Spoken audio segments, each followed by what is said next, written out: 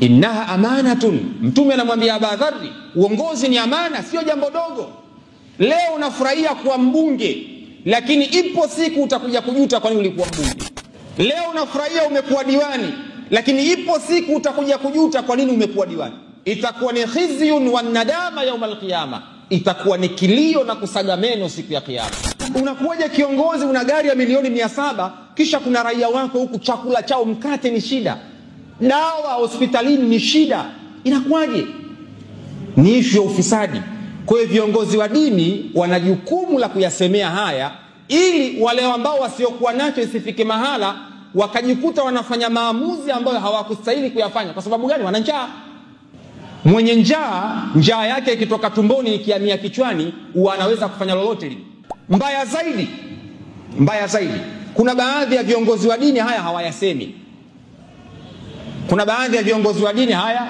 hawayasemi.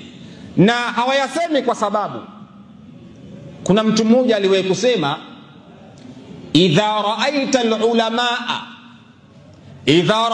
al-ulamaa fi abwabil umara'i fasadatil umma.